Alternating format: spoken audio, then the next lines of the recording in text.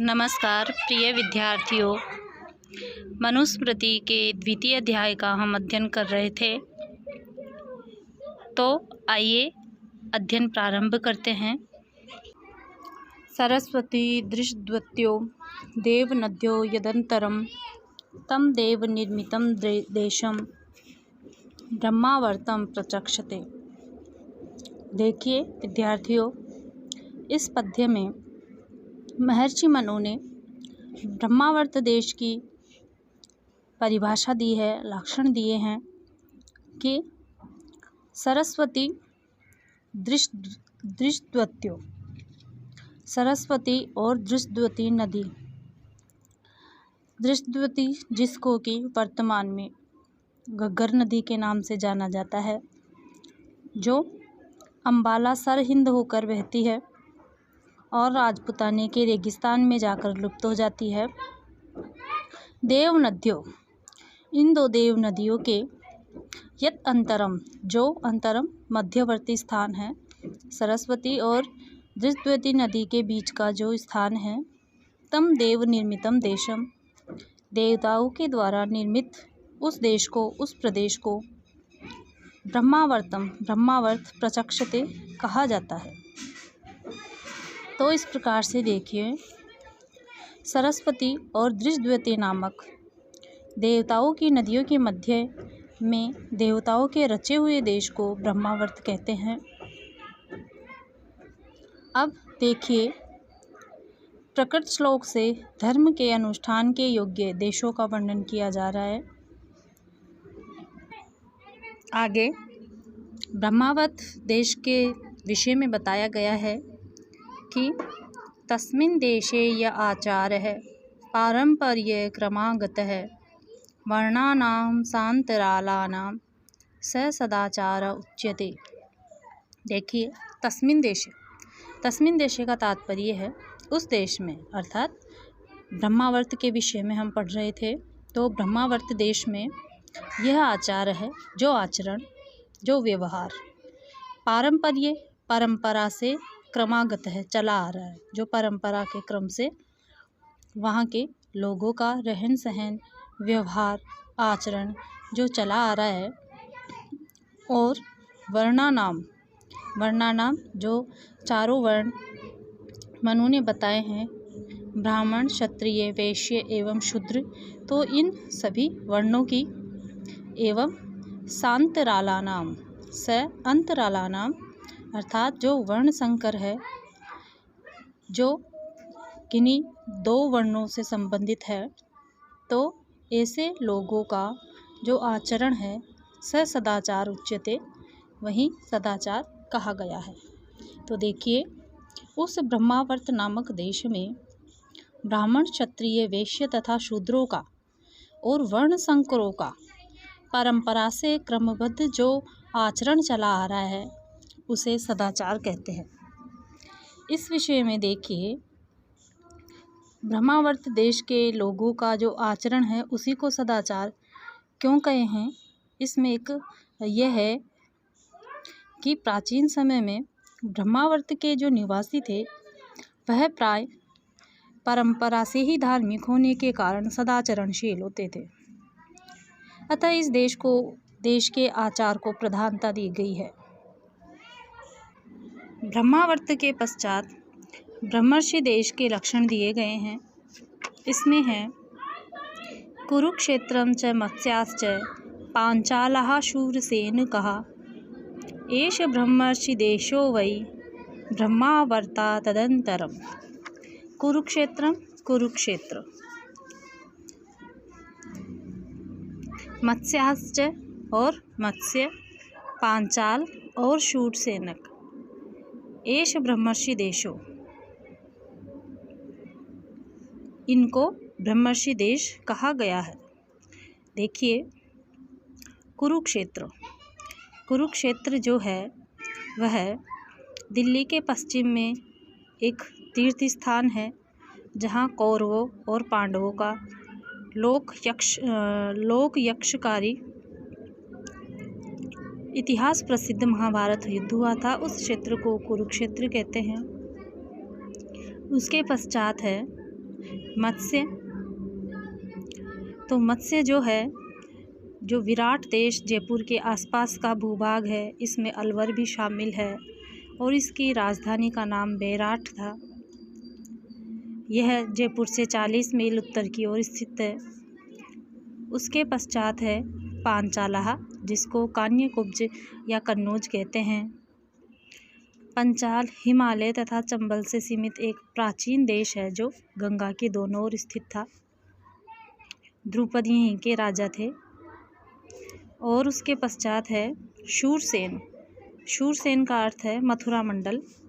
कृष्ण के पितामह का नाम भी शूरसेन था। तो इस प्रकार से ये जो प्रदेश है, ये भूभाग ब्रह्मावर्त से निकटस्थ प्रदेश है। इन्हें ब्रह्मर्षि देश कहा जाता है। आगे का हमारा जो श्लोक है बहुत ही प्रसिद्ध है और अपने आप में बहुत ही मुख्य श्लोक है। देखिए, एतत् देश प्रसूतस्य सकाशादग्रजन्मनः स्वं स्वं चरित्रं शिक्षेरन् पृथिव्यां सर्वमानवः। देखिए, एतत् देश प्रसूतस्य, प्रसूत का तात्पर्य है जन्म लेने वाला, उत्पन्न होने वाला। एतत् देश प्रसूतस्य, इस देश में उत्पन्न होने वाले, जिनके विषय में हम अध्ययन कर रहे हैं, ब्रह्मावर्त इत्यादि देशों के विषय में। तो इस ब्रह्मावर्त देश में उत्पन्न होने वाला सकाशात, सकाशात का तात्पर्य है समीप से, के पास से। अग्रजन्मन है, अग्रजन्मन का तात्पर्य यहाँ पे ब्राह्मण से है और ब्राह्मण से तात्पर्य यहाँ पे जाति विषयक न होकर कर्तव्य विषयक है कि जो अध्ययन अध्यापन का कार्य करवाता है वही ब्राह्मण है। तो इस विषय में देखिए कि यहाँ पर जन्म लेने वाले ब्राह्मण से, के पास से, स्वं स्वं चरित्रम शिक्षेरन्, स्वं स्वं अपने अपने चरित्र की, आचरण की, शिक्षेरन् सीखे। शिक्षेरन् जो पद है, शिक्ष धातु से विधिलिंग लकार के प्रथम पुरुष के बहुवचन में बनता है, अर्थात सीखे। पृथिव्याम, पृथ्वी पर, पृथ्वी शब्द से सप्तमी के एकवचन में पृथिव्याम बनता है, पृथ्वी पर। सर्वमानवः, सभी लोग।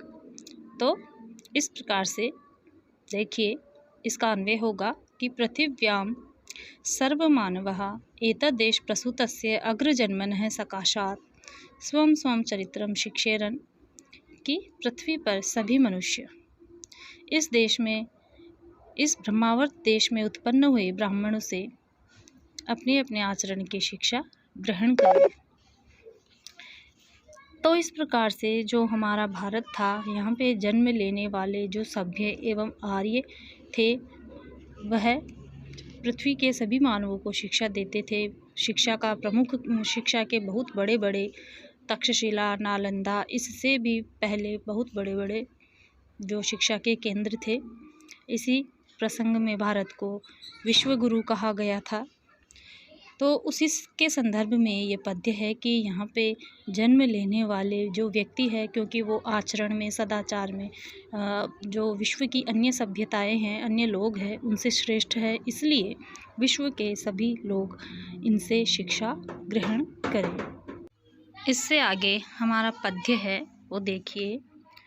हिमवत् विन्ध्ययो मध्यम यत् प्राक् विनशनादपि प्रत्यगेव प्रयागाच्च मध्यदेशः प्रकीर्तितः। देखिए, हिमवत् विन्ध्ययो मध्यम, हिमालय और विंध्याचल पर्वत जो है, उन दोनों के बीच में, यत जो, प्राक पूर्व की ओर, विनशनात् विनशन नामक स्थान से, अर्थात हिमालय और विंध्याचल पर्वत के मध्य में विनशन नामक स्थान से पूर्व की ओर, तथा प्रत्यगेव प्रयागाच्च, प्रयाग से पश्चिम की ओर, मध्य देश, पश्चिम की ओर का जो स्थान है वह मध्य देश कहा गया है। तो देखिए, अब मध्य देश का स्वरूप बताया जा रहा है कि सरस्वती नदी के अंतर्धान होने के स्थान को विनशन नाम से जाना जाता है। तो इस विषय में देखिए कि हिमालय और विंध्याचल पर्वत के मध्य में विनशन नाम स्थान से पूर्व की ओर और प्रयाग से पश्चिम की ओर का जो स्थान है उसको मध्य देश कहा गया है। उसके पश्चात महर्षि मनु ने आर्यावर्त के लक्षण दिए हैं, आर्यावर्त की परिभाषा दी है। देखिए पद्य में आसमुद्रात् तु वै पूर्वा आसमुद्रात् तु पश्चिमात् तयोरेव अंतरम गिर्यो आर्यावर्तम विदुर्बुधा। आसमुद्रात् समुद्र से लेकर, तु तो वै निश्चय ही, तो समुद्र से लेकर, पूर्वात जो पूर्ववर्ती पूर्व समुद्र है उससे लेकर, आसमुद्रात तो पश्चिमात पश्चिम समुद्र तक, पूर्व समुद्र से लेकर पश्चिम समुद्र तक, तयो एव अंतरम तयो इन दोनों के बीच में जो विद्यमान है, गिरियो दो पर्वतों के बीच में जो विद्यमान है, आर्यावर्तम विदुर्बुधा। आर्यावर्तम इस देश का जो नाम है आर्यावर्त, विदुः जानते हैं, बुधा विद्वान लोग। तो इस प्रकार से इसका अन्वय हम करेंगे कि पूर्वात समुद्रात तु आ, पूर्व समुद्र से लेकर पश्चिमात समुद्रात तो आ, पश्चिम समुद्र तक, एवं तयो गिरियो एव अंतरम देशम, उन दोनों पर्वतों के बीच में। किन दोनों पर्वतों के बीच में? जैसे कि पहले कहा गया है कि हिमालय एवं विंध्याचल पर्वत के बीच में, पूर्व समुद्र से लेकर पश्चिम समुद्र तक, एवं हिमालय एवं विंध्याचल पर्वत के जो बीच का जो स्थान है उसे विद्वान लोग देशम बुधा आर्यावर्तम विदुः, आर्यावर्त कहते हैं। तो देखिए कि पूर्व समुद्र से लेकर पश्चिम समुद्र पर्यंत उन दोनों हिमालय और विंध्याचल पर्वत के मध्य के स्थान को विद्वान लोग आर्यावर्त कहते हैं। यहाँ पर देखिए आसमुद्रात में जो आंग उपसर्ग का प्रयोग मर्यादा अर्थ में किया गया है,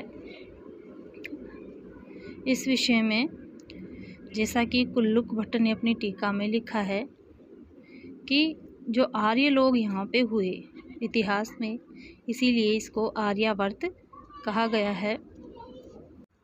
प्रिय विद्यार्थियों, इस प्रकार देखिए हमारे इस आगे के श्लोक में यज्ञीय देश के लिए पवित्रता होनी चाहिए, इसी बात को बताते हुए बता रहे हैं कि म्लेच्छ देश जो होता है, गंदा होता है, वो यज्ञ के योग्य नहीं होता है। तो इस स्थान पर यज्ञ नहीं करना चाहिए।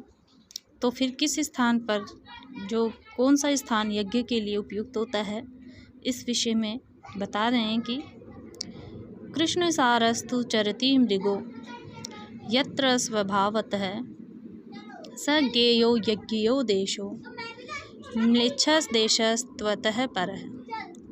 कृष्ण सार है तो जो कृष्ण सार अर्थात जो कृष्ण सार मृग है, चरति वह विचरण करता है, मृग है हिरण, यत्र जहाँ पर, स्वभावत स्वाभाविक रूप से, स्वेच्छा से अपनी इच्छा अनुसार इधर उधर कहीं पे भी विचरण करता है, रहता है बिना डरे।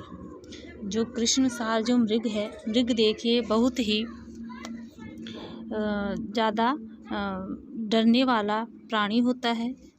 तो कृष्ण सार जो नामक मृग है वह अपनी स्वेच्छानुसार जहाँ पर विचरण करता है, अर्थात जहाँ पे उसको कोई डर नहीं होता, किसी भी प्रकार का कोई डर नहीं होता, ऐसे स्थान को यज्ञ के योग्य बताया गया है।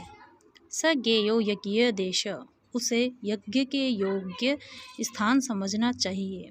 म्लेच्छ देश तु अतः परम, इसके अलावा जो स्थान बच गया वह तो म्लेच्छ देश कहा जाता है। इस विषय में देखिए कि इसका अभिप्राय यह है कि जहाँ हिरण आदि पशुओं की हिंसा नहीं होती, वह स्थान ही यज्ञ योग्य होता है।